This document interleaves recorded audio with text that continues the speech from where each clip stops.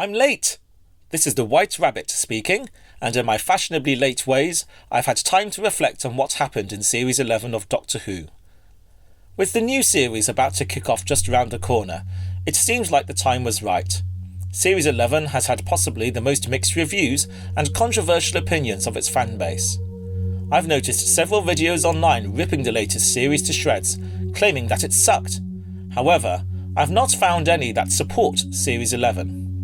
I've also found that the videos heavily criticising Doctor Who don't tend to offer any solutions or any thoughts onto how they would go about making it better. Spoiler alert! This video does give away a lot of information about Series 11, so if you haven't seen the series yet, you may wish to do so before watching the rest of this video. Now, I'm a fan of what has been labelled classic Doctor Who, and I have watched nearly every episode of Doctor Who ever to the present day, and I love the New Who series as well.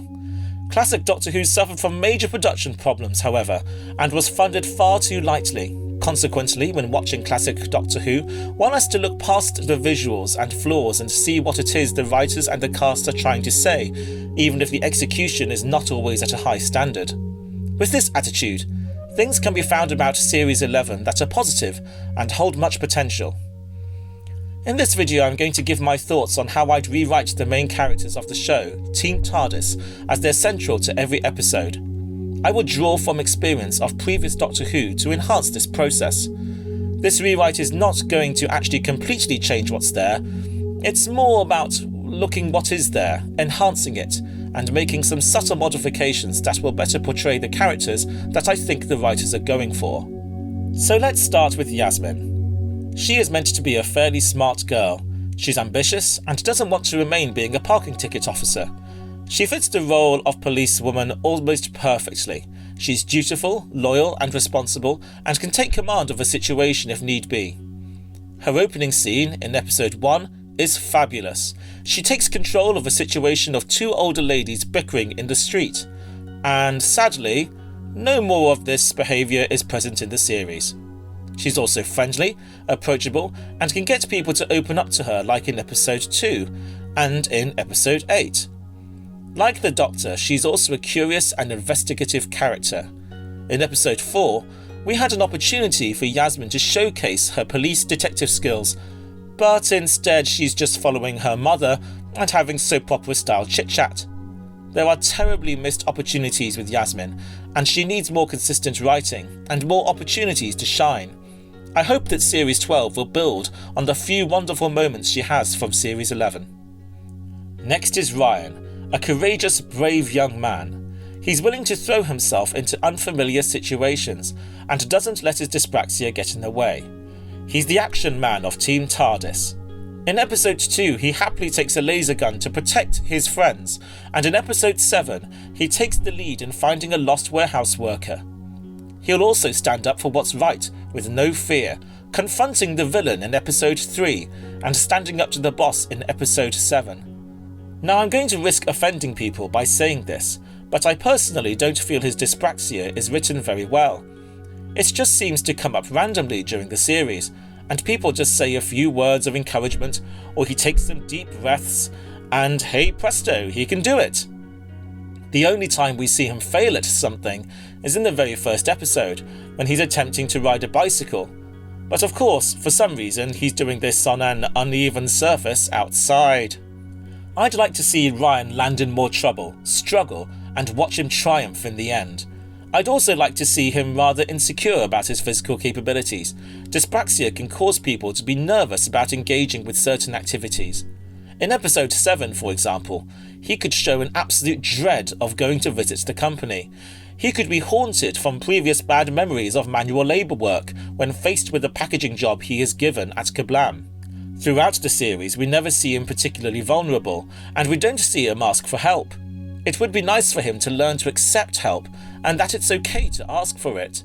He may feel bad that he can't necessarily accomplish a task, but he tries hard, and that will result in encouragement from Team Tardis, the Doctor saying that every little helps. Now let's move on to Graham, the fan favourite character of Series 11. He's the only companion with some sort of character arc. However, I would say that he handles the death of his wife, Grace, rather too easily for my liking. He's just not really that devastated at the end of the first episode. What's his reason for coming on board the Tardis? Apparently it's because Grace said he should live his life to the full, but there are so many other ways he can do that. The last thing he should want to do is hang out with the Doctor, who essentially took him and his friends on a dangerous adventure which got his wife killed. My solution to this would be that he breaks down in front of the Doctor. He's completely lost and doesn't know what to do anymore. Ryan can then be the story hook instead, and he can encourage Graham to join the Doctor on trips around time and space instead of wallowing in grief at home. It's more to help him cope rather than just live life to the full. Initially, I think Graham would have accepted this offer, but Grace's death, as I've said, should have way more impact on his character. The Doctor often puts her friends at risk throughout the series, so Graham, instead of moaning, should just err on the side of caution, putting a word in to keep everyone safe when the Doctor might get carried away. This conflict between him and the Doctor can come to a head in the series finale, where the TARDIS team need to do something very dangerous to stop a catastrophic event. I would like to see Graham and the Doctor have a massive argument as to why he's so resistant to the plan, to then see him break down again and be worried about losing anyone else. The Doctor can then console him after this, and reassure him that if there was another way, she would have suggested it. And finally, the 13th Doctor. We know she's upbeat and optimistic with her big smiles, and she's very motivational to her friends. She's encouraging, somewhat empathetic, and knowledgeable about history. She also has some childish quirks about her. She likes her custard cream biscuits and wants to tinker with things. This childlike wonder and warmth about her character makes her a welcome contrast to previous 12th Doctor Peter Capaldi. Some people would say she's a mashup of 10th Doctor David Tennant and 11th Doctor Matt Smith, and to some degree I concur. However, one thing she doesn't have is an ego. Many times previous Doctors will proclaim, "I am the last Time Lord," or "Enemies, you should flee because you failed in the past and I am awesome." She's not like that at all. She doesn't grab the limelight and she shares the stage with her companions. Now there can be the argument that she should just take centre stage like previous Doctors, but why? I'd quite like to see the Doctor actually say, "I'm going to need your help, and I know I can count on you because you're my friends." We've actually gone through 10 seasons of New Who, and while it's been exciting, after 10 years I've started feeling like the Doctor will be fine and just sort this out in the end, and the companion will congratulate him. The Doctor this time can lead a team, coordinate them, and motivate them as this encouraging leader. Gone would be the usual alpha figure and naive companion dynamic of the previous series, giving Series 11 a fresh, different feel. Now we've looked at each character individually, it's time to look at them as a group. With 3 companions, the show is more of an ensemble cast.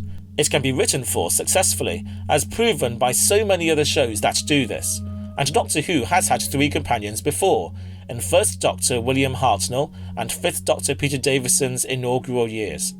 People have admitted behind the scenes that it was difficult to write for 3 companions in Peter Davison's era, but the task was not impossible, and Hartnell's era proved that. In his first season, we have Ian Chesterton, Barbara Wright, Susan Foreman, and of course, the Doctor. Ian and Barbara are both teachers, and Susan is the Doctor's granddaughter. Ian is brave, physically fit, and helps out in situations that require strength or endurance. Barbara is the most empathetic and the voice of compromise. Susan is the youngest of the group, with a curious nature, observant and naive. The 1st Doctor is highly academic, stubborn and judgmental. Here you have 4 clearly different characters. With Series 11, it's hard to pin down something different about all of them except Graham, who usually ends up being the grumpy, stubborn person. Because we usually see little variation between the characters of Yasmin, Ryan and the 13th Doctor, it's hard to remember them. We don't need 3 of the same characters. We need to see conflicting points of view, different approaches and discussions about these things. Otherwise, what will happen is that one person will vocalise something and the other people will just nod in the background with nothing to offer because they always agree with each other. A lack of conflict and tension results in a lack of drama. So now it's time to compare each character's personality traits. I've altered things a little, and you're welcome to disagree. But I think that by having defining character traits will help us to remember the characters and can also set up more interesting dialogue. Cautious versus daring. It always seems like Graham's the only one who says, "Are we sure we want to do this?" This just makes him look fed up. Yasmin's a police officer. She should err on the side of caution. Ryan, however, loves adventure, and we know right from the start of her first full episode that the 13th Doctor gets easily excited. Organised versus chaotic. I feel this series has overall been very chaotic. The Doctor just seems to make things up on the fly arriving at destinations. She'll maybe just tell her friends to go to different locations, but that's it. She has a very go-with-the-flow attitude. I can remember Graham saying once that he'd like to know more exactly about what he needs to be doing. Yasmin's a police officer, so she'd appreciate clearer instructions. She and Graham should demand the Doctor to make a plan, or even formulate one themselves in some episodes. Academic versus practical. Yasmin and the Doctor are both clever people and studied at school. Graham has some trivia knowledge due to his age, but it shouldn't be thorough. His information can be humorously outdated, like mistaking Pluto for a planet. Ryan can be on the side of younger viewers, asking questions about historical figures they meet, or what significance these historic moments have. Since there are so many historical stories in the series, I'd like the Doctor to be like the QI of the group, correcting them on common misconceptions or mistakes that people make about history. Ryan and Graham are more direct, looking for solutions rather than dwelling on interesting facts. Empathetic versus stubborn. The Doctor is so old with her experience, I think she can be an empathetic person. Yasmin is a trained police officer. They are going to be the best at understanding other people. Graham, as we know, is a bit stubborn, and so is Ryan. He struggles to call Graham Dad for a long time. Patient versus impatient. While this may seem similar to the empathetic stubborn comparison, there's a subtle difference. I can imagine someone having a breakdown during a stressful situation, and while the Doctor is empathetic, she's going to let Yasmin take the lead in caring for this person while she goes to sort things out. Philosophical versus grounded. I think Ryan and the Doctor are more thoughtful when it comes to ethics and philosophy. Where Yasmin and Graham would see and address problems directly, Ryan and the Doctor would be thinking about the repercussions of their actions. Now we just need more scenes where we see this. Judgmental versus optimistic. Now I must make it clear that judgmental doesn't mean that they're inherently bigoted or prejudiced. It just means that they see what they see and form an opinion on it quickly. Yasmin needs to do this as a police officer. Graham is the oldest and most opinionated of the Tardis team. Whereas Yasmin and Graham might react with disgust at something, Ryan and the Doctor would react with wonder. Curious versus focused. Now we have Yasmin, who's curious judgmental, and the Doctor, who's curious optimistic. Ryan is focused optimistic, and Graham is focused judgmental. This is a great setup, as not one person is the same now on Team Tardis. With these small adjustments, the characters have more definable qualities, and while I'm sure that there are more that I haven't thought of, we now have opportunities to pair up Team Tardis in strategic ways of storytelling. When splitting the team in two, we'll want to have contrasting personalities paired up with each other. We can see from my list that Yasmin and Graham seem to have the most similarities, so teaming them up with Ryan and the Doctor respectively, or vice versa, would work easiest to avoid monotony. Now I think our protagonists of Doctor Who Series 11 are more memorable. What do you think? These are only my thoughts and opinions, and any constructive criticism is welcome. I'm interested in potentially giving my ideas on rewriting every episode of Series 11, though I understand that will require a lot of time and commitment, so I'll only go ahead with making videos for that if there's enough demand. Thank you for watching, and please like and subscribe for more content. I hope you enjoy Series 12 and the upcoming New Year special. And now I must be going. I'm late!